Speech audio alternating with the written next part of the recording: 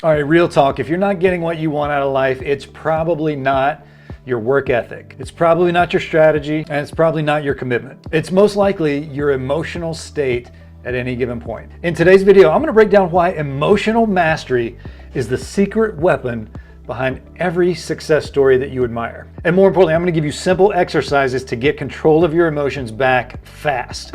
Stay tuned.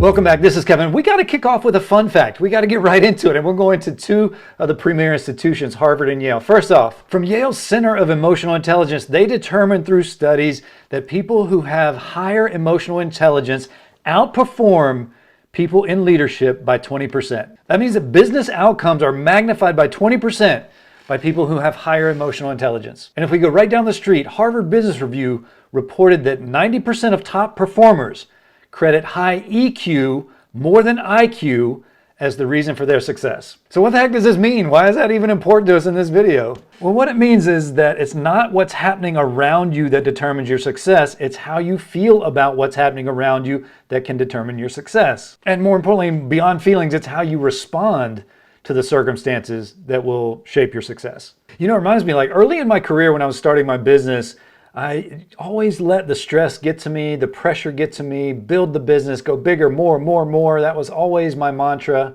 And it always led to me procrastinating, overthinking, even snapping at people like my son and my wife. And I just really didn't like who I was becoming in those moments. A key correlation was that no amount of strategy that I was using was working because my emotional state was total garbage. But once I learned to manage my emotions, not just my schedule, that's when business started to really take off. But it wasn't just the business, it was the life around the business. I started managing my life better with the business I had. All right, let's just geek out for 1 second. You know me, I geek out a lot, but let's just geek out for 1 second, all right? Your emotions are driven by 3 core factors. Number 1 is your focus.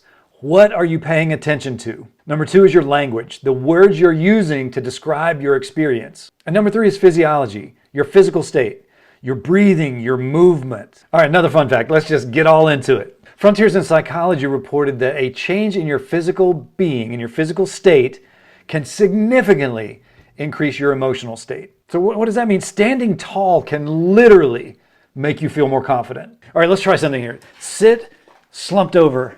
Can you slump over? Slump over in your chair right now or wherever you're watching this.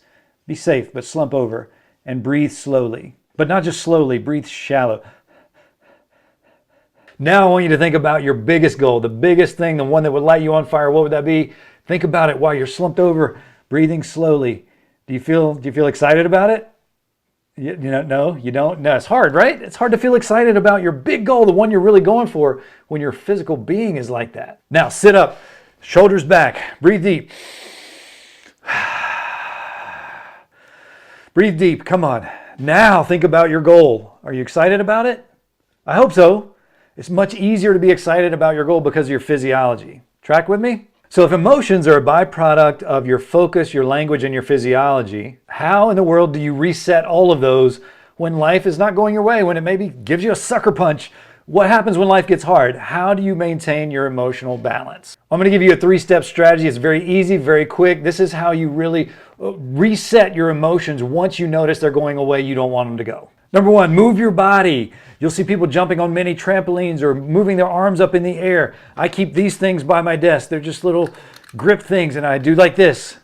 You know, move your body. So if I feel the stress coming in, that's what I'll do, or I'll punch the air, I'll do something like that. So have tools at your disposal that allow you to move your body for just 90 seconds.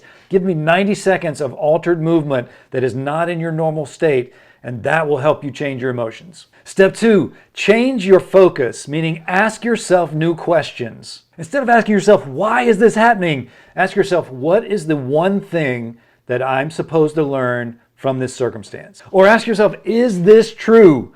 I'm thinking this. Is this true? It's making me feel a certain kind of way. Is this true? Most of the time the answer is no. Step 3, adjust your language. Instead of using words like stressed or overwhelmed or stuck, why don't you try words like this? Stretched, challenged, focused. You know, pick any one of the words. But oftentimes the language that we use will determine our emotions. And let's face it, language goes deeper than that. It creates your reality. So if in your brain you're calling yourself a loser, guess what? You're going to feel like that's true. even though it's not. Here's a quick example. Instead of saying, I'm exhausted, try this. Say, I'm recharging.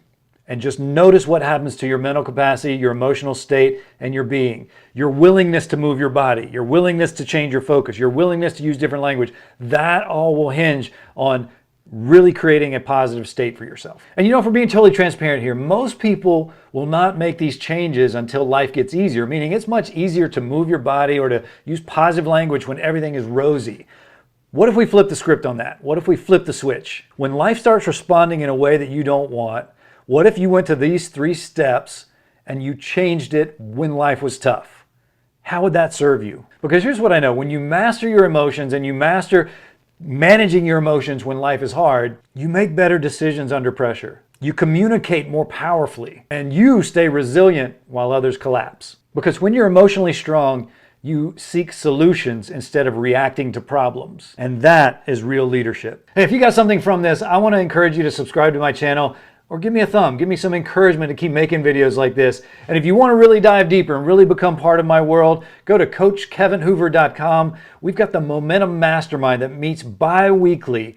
And what we do there is we create clear goals, weekly progress on those goals, and a strong community of high-level entrepreneurs to help you along the way. I hope I'll see you there. Please share this with anyone you think it might help. And as always, I'll see you next time.